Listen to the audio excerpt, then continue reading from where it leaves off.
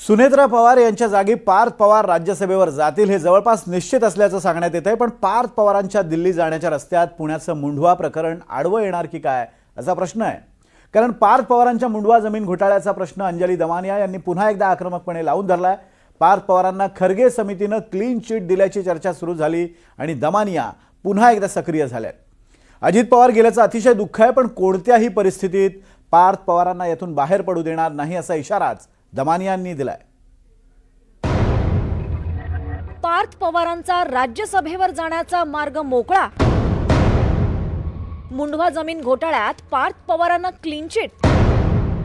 पार्थना clean chit मिळाली तर कोर्टात जाणार, दमानियांचा इशारा।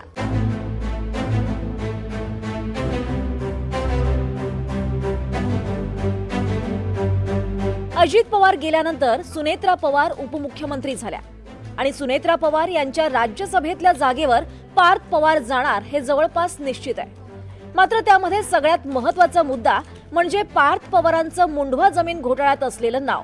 पार्थ पवार राज्यसभेवर जाणार याची चर्चा सुरू असतानाच खरगे समितीनं पार्थ पवारांना क्लीन चिट दिल्याची चर्चा सुरू झाली। या व्यवहाराशी संबंधित कोणत्याही अधिकृत कागदपत्रावर पार्थ पवार यांचं नाव किंवा सही नसल्याचं समितीनं अहवालात म्हटल्याचं सांगण्यात आलं।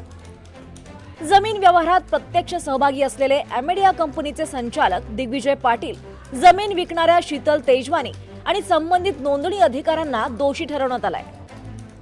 अमेडियाकडून व्यवहाराचे 21 कोटी रुपयांचं मुद्रांक शुल्क वसूल करावं अशी शिफारस अहवालात करण्यात आल्याचं कळतंय। पार्थ पवारांच्या अमेडिया कंपनीनं 1800 कोटी रुपये किमतीची महार वतनाची 40 एकर जमीन अवघ्या 300 कोटींना खरेदी केल्याचा आरोप आहे। मात्र पार्थ पवारांना अजून कुठलीही क्लीन चिट मिळालेली नाही।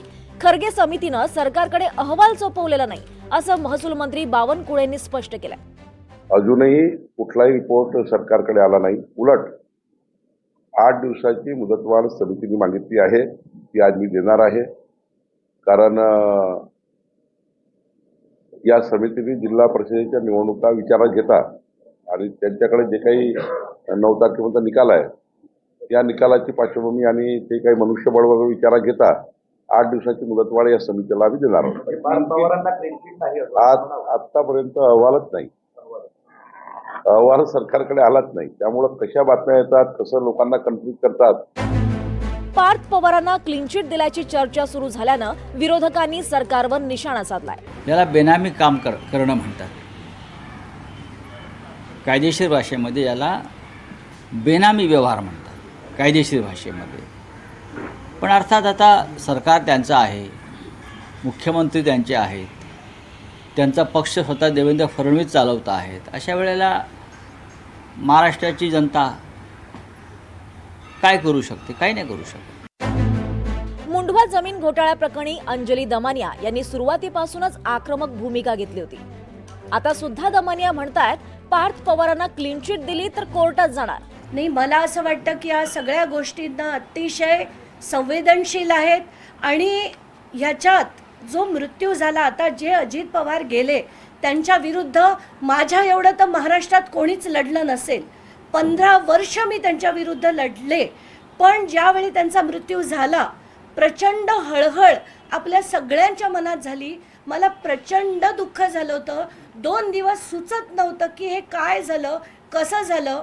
पण त्यानंतर अमुक जी माहिती मिळत गेली, अनेक शंका उपस्थित झाल्या होत्या, त्याच्यातनं सुद्धा मी बरीच माहिती घेण्याचा सध्या प्रयत्न करते। शीतल तेजवानी आणि पार्थ पवार यांच्यामध्ये झालेलं पॉवर ऑफ अटॉर्नी आहे। याच्यात प्रत्येक पानावर त्यांचं नाव आहे, प्रत्येक पानावर। इतकंच नाही तर याच्यात पार्थ पवारचा फोटो, त्याच्यावर शिक्का, त्याच्यावर त्याची सही। हे बघा, सगळ्यांनी झूम इन करून दाखवा। पार्थ पवारचा फोटो, त्याच्यावर त्याची सही, शिक्का, खाली विटनेसची सही आणि हा जो विटनेस आहे त्याचा इतर कंपन्यांमध्ये त्याच्याबरोबर डायरेक्टर आहे। इतकंच नाही तर हे नोटराइज्ड आहे। खरगे समिती त्यांना याच्यातनं बाहेर काढूच शकत नाही आणि काढलं तर खरगे समितीला मी धारेवर धरणार आहे। आणि एवढंच नाही तर हायकोर्टापर्यंत याच्या विरुद्ध मी लढा देणार आहे। आताच्या घटनेला या ज्या गोष्टी आहेत त्या महाराष्ट्रासमोर यायला हव्यात, म्हणून मी बोलले की कुठल्याही परिस्थितीत मुंडवा घोटाळ्या प्रकरणात पार्थ पवारला बाहेर येऊ शकणार नाही आणि जरी त्या समितीने अहवाल मॅनिप्युलेट केला तरी हायकोर्टात जाऊन मी लढून ते खरंच खरं जे आहे ते हायकोर्टापुढे मांडणार आहे. पार्थ पवारांचं नाव FIR मध्ये का नाही असा प्रश्न मुख्यमंत्री देवेंद्र फडणवीसांना विचारण्यात आला होता. त्यावेळी फडणवीस म्हणाले होते, FIR मध्ये नाव नाही याचा अर्थ कारवाई होणार नाही असं नाही. FIR मध्ये नाव आहे म्हणजे तो दोषी आहे असं नाही, आणि FIR मध्ये नाव नाही म्हणून एखादा दोषी नाही असंही नसतं.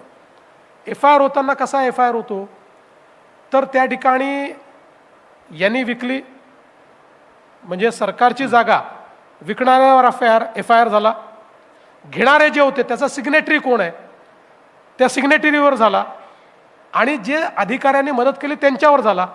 आता हे झाले FIR मधले आरोपी.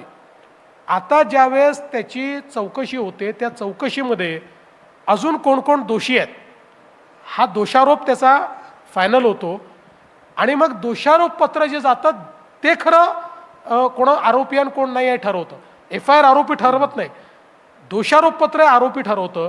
हे दोषारोप पत्र आता ज्यावेळेस जाईल त्यावेळेस तुमच्या हे लक्षात येईल की बाबा त्या दोषारोप पत्रात तुम्हाला सांगावं लागतं एखाद्याला आरोपी बनवलं तर का बनवलं आणि का नाही बनवलं नाही तर का बनवलं नाही.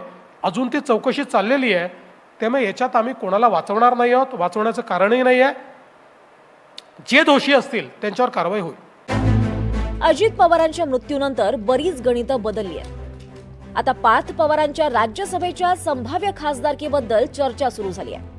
अशा वेळी पार्थ पवारांचं नाव मुंडवा जमीन घोटाळ्यात असणं अडचणीचं ठरणार आहे. एखादी राजकीय लढाई सहानुभूतीच्या मुद्द्यावर जिंकताही येते, मात्र न्यायाच्या लढाईत सहानुभूतीचा निकष कसा लावणार हा खरा सवाल आहे. Bureau report, NDTV Marathi, Mumbai.